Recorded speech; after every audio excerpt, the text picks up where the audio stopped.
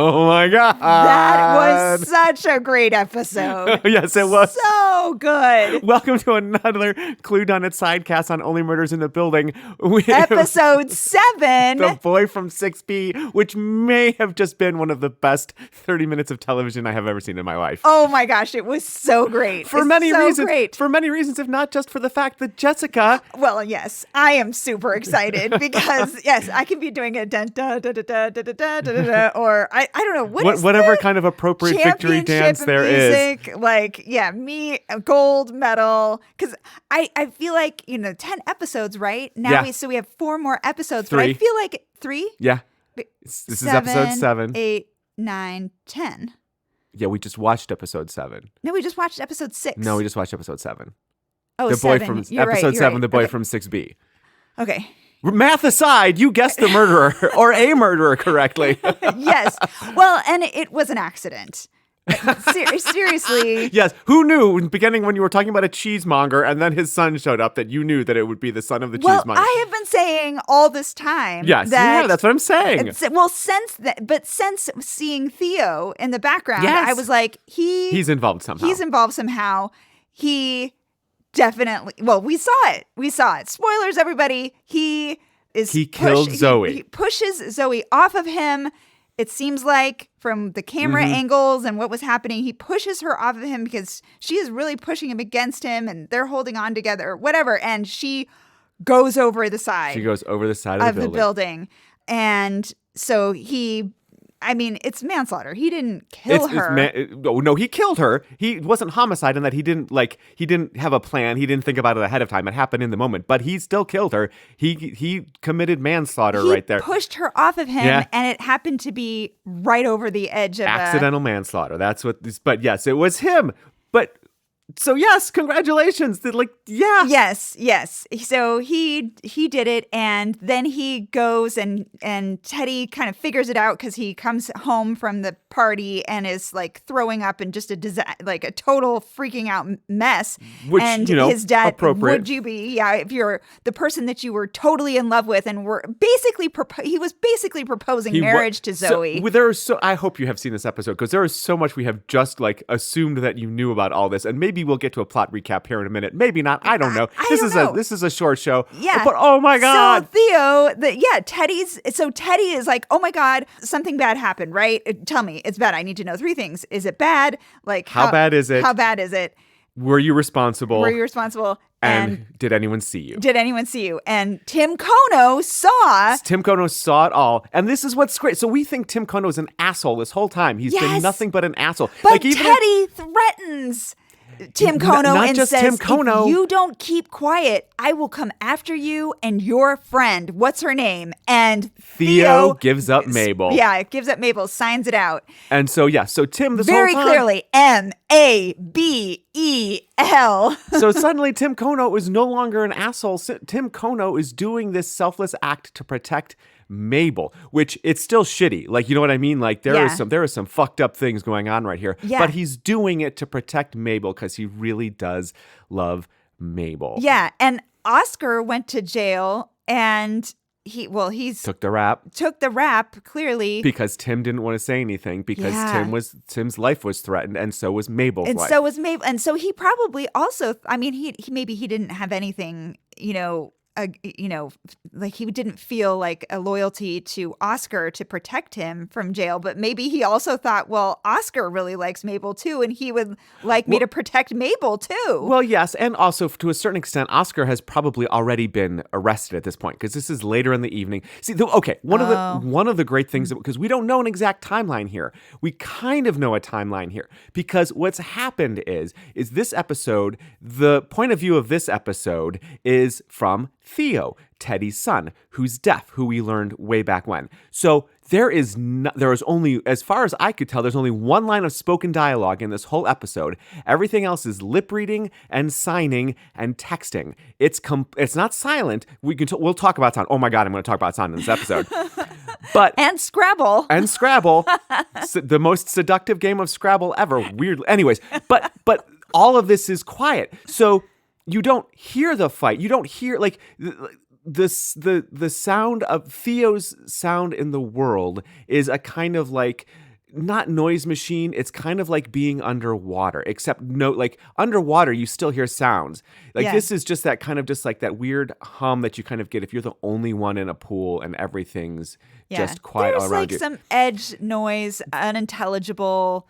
Yeah. But like not even really. Like and this is one of the things, because we know, like, from seeing other people's reactions to things. So in the flashback, when Theo has pushed Zoe off the edge, he comes down to 6B where Teddy is sitting, pukes up his guts. Teddy knows something is wrong. He finds something. He realizes, were you responsible? But Teddy's first words are, we don't have a lot of time.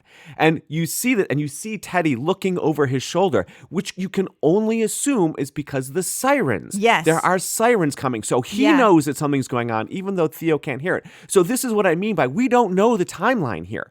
When Teddy and Theo confront Tim, which, by the way, lots of T's on the page. I wonder what that was like to read. But no. So when Teddy and Theo are confronting Tim, we don't have a timeline on that. Yeah. We don't hear any sirens. We don't know if the cops are still there. We don't know if this is before they've taken Oscar away. We don't know anything, which is phenomenal, and I love it. I love this episode so hard. It is really phenomenal. Another reason I love this flippin' episode. So Teddy, Broadway producer, one of the first scenes is he's sitting in his living room and he's listening to an album on headphones, and the album he's listening to is Carousel. And it's not just a song from Carousel. If you at all familiar with musical theater, you know the song I'm going to tell right now. It's Soliloquy, which is Bill's monologue where he realizes, he's like, basically it's all about him bragging about the fact he's going to have a boy, and it's going to be awesome. He's going to be the best dad, and he's going to do anything he can to protect his son. He's like, you know what? I'm going to be the best dad. I'm going to make sure that no one pushes my boy around. I'm going to do anything I can to make sure that my boy is great and fine and good.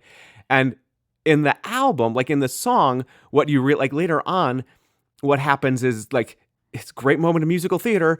Bill realizes, wait a minute, if it's not a boy, it's a daughter, I'm going to have to take care of this daughter. A daughter doesn't need a pal. Mm-hmm. A daughter needs a father. I'm going to have to take care of her. And that's when he's just like, I will do anything for this daughter. I will go get money to be a good father for this daughter, whether I have to steal it, make it, steal it, or take it. And that is when he goes off and gets killed trying to steal things. So it's so perfect with Teddy, of course, because Teddy really wants Theo to he loses his temper with Theo because he keeps turning up the music louder and louder and louder to get you hear this you song. hear this, and Theo just doesn't. He's deaf. Of course he can't hear it. No. And Teddy is, of course, horrified at himself and very apologetic. But again, that whole through line, I'm going to do anything in my power, commit crimes to keep you safe and make sure that you grow up strong and nobody tells you what to do. Yeah. This was a great episode.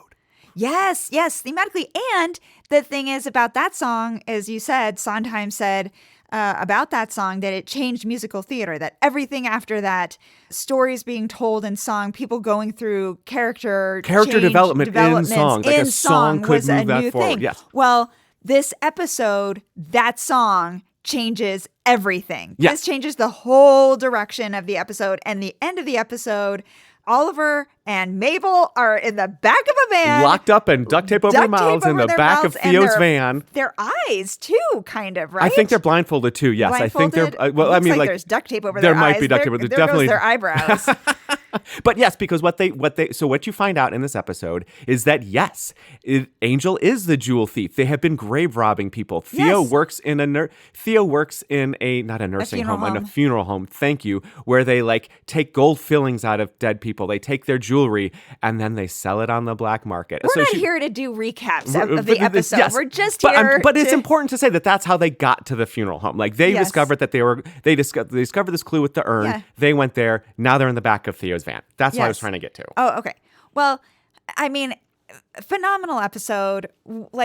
Crazy well written. I want to read this episode so badly. Like I said, one line of dialogue. We did it, followed by laughter. Of course, we still don't know who killed Tim Kono. I mean, I think we're led to believe that Teddy did it. We are certainly led to believe that, yes. But we're only on episode 7. This is 10 episodes. We're giving some Christies out at the end of this, is what I'm saying. Okay. Well, and besides, we also don't know, are they in cahoots with someone? Okay, so here are the guesses, right? Then we need to. So we know now that Theo killed Zoe, Theo but killed that was Zoe, and that was really never in the question of that we were supposed to be guessing on. We were supposed to be guessing who kills Oscar because Mabel's like, I didn't do it. Who kills Oscar and who kills Tim Kono? And who killed Tim Kono? Yes. So Jacob. Yes. What do you think? Okay. So I have two things here, one serious and one just absolutely funny. So for my funny one, there's a little vignette in here where Theo goes to the front door and messes with the front doorman to get the master key to the apartments so that he can get into his dad's apartment. Because apparently Theo has his own apartment in the building now. He doesn't live with Teddy anymore. But he messes around with the guy at the doorman, and he tells the doorman... No. He wants to get the master key so he can get into Steve Martin's apartment. No, so he can get into... Oh, you're right. He gets into Steve Martin's... Yes, you're right. Charles's apartment. He gets into Charles's apartment so he can take pictures of the murder board and everything else. Yeah, and look at it correct. closer. You're correct. But anyways, he's there. He's messing with people he's messing with the doorman. And the person talking to the doorman right there is the therapist. I forget the therapist's name off the top of my head. Oh, yeah, I can't remember his name either. Through the magic of editing, we may or may not tell you the name of the therapist. Dr. Grover Stanley. Dr. Grover Stanley, played by Russell G. Jones, thank you, magic of editing, is at the front desk. And he is complaining about somebody above him who says that it sounds like they're shoveling snow or something like this all the time. And he's being kind of mean to the doorman, and the doorman tries to ASL sign about the customer's always right to Theo, and Theo gives him this no, people in this town are fucking horrible. Theo is really angry. Theo hates everybody, basically. Yeah. Or at least modern day Theo does. He's also a little scared. He does some good eye acting. Theo does some good eye acting. You really feel for him through this episode. In any event, it's his POV episode, as well you should have a lot of empathy for him. But so the only two people in this episode, other than our main group of characters and Teddy and Theo, are that doctor and Jan. Because there's a whole subplot where Charles and Jan get together and they have a beautiful there's this great moment. Oh, so good. The sound in this episode, so good. They're they greet each other at the door. They don't say anything. She looks at the bookshelf. He puts a record on. It's this jazz song. It's playing, you hear it through the record player, and then it's diegetic sound, and then it becomes direct sound into the theater. It just opens up and it sounds, it's a beautiful little moment as they're dancing. In any event, so Jan and the doctor, those are the only two other people in this episode. So if I'm being silly, I just have to say that it's the doctor. The doctor is now in it somehow, and he is complaining. Or if we knew where the doctor lived, and I wonder if they told us that at some point, and we would know that people above, whatever. It's either the doctor or Jan. I can't really make a case for the doctor. I don't know why complaining about sound would make him the murderer. So I'm gonna have to go with Jan. And I still do feel about Jan. So they at the end of the episode, after a very weirdly sexy, not sexy game of Scrabble. By the way, I want to pause for a moment on this game of Scrabble. Okay. They're playing with each other, and there are lots of long words on the board. There's opulent, fabulous, but then there are also words like gut and emu.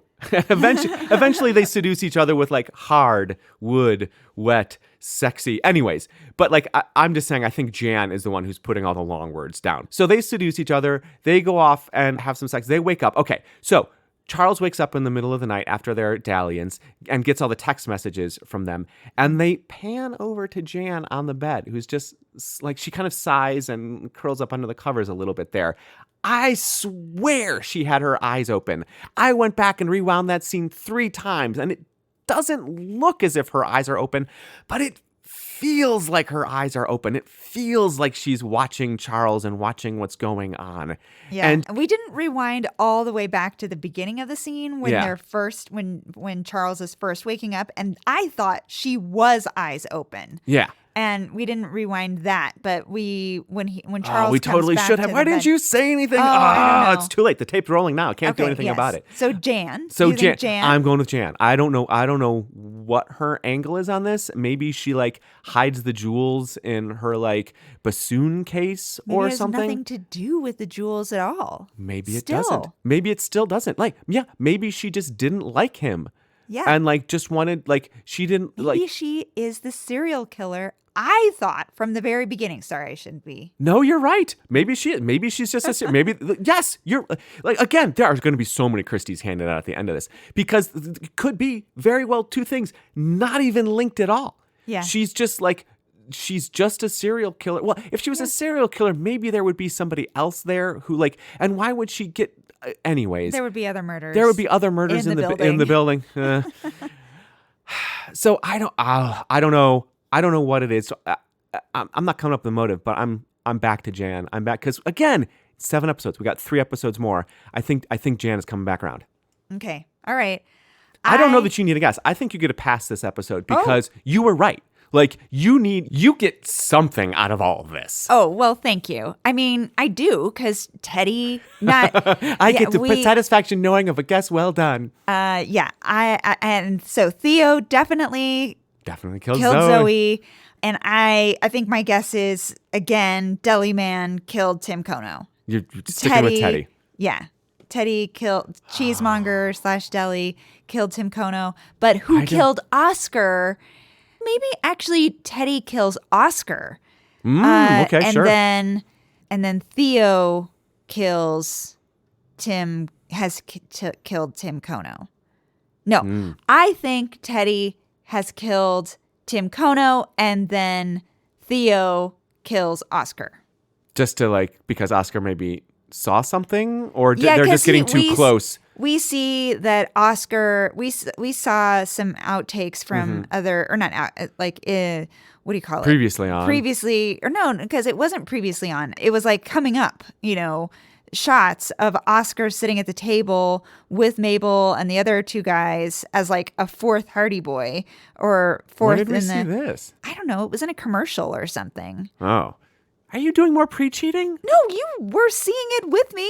Oh wow. Okay. Well, my brain is just toast then. So I think he somehow he finds out more, and then maybe he leaks it accidentally or something, and then there's a fight in Mabel's apartment, and Oscar is dead. But she did not do it. Oh yeah, no, we know she didn't do it. No. Yeah, Mabel's a good kid. Yeah. Yeah, we know that now for sure. Yeah. Yeah. So that's where I stand. Serial killer, or no, you're just sticking with the Deli Man. Yeah, well, in the 6B.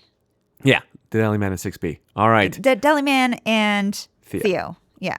Working together. They're in cahoots. Maybe, yeah, kind of.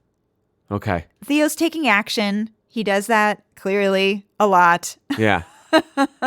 And Teddy does too. They're both men of action. They're both men of action. And okay, so speaking of people of action, I'm wondering if this could lead into a motive for Jan, because the whole thing about Jan is that she was always second fiddle. She was not literally, but because she's right. First chair now, but she was always second. So I'm wondering how Tim or I wonder what about Tim would have made her feel less than or not as important.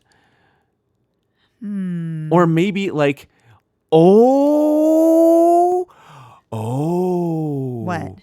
I wonder if she recognizes just how important this investigation is to Charles. And she gets upset that it's taking so much attention of Charles away from her. And so she's like, I need you to stop this. So oh my gosh. So she kills Oscar because she thinks this is what's going to end the podcast, because she really is in love with Charles and she's a little obsessive about being a second fiddle to the podcast. That's what it is. I'm sticking with that. There we go. I swear to you, I'm going to track this episode. I need to find the script for this episode. Yes. I will go to the Writers Guild library to read this. Oh, wait a minute. I think I can see what happens here. Okay. Maybe this is too obvious, but because Oliver can't take Teddy's money because Teddy did it, then they sell it to Cinda in order to wrap up the whole story. There you go. I like that. Okay. Those are our guesses, people. We're going to strap in because we're coming in the home stretch. See you soon. We'll keep you guessing.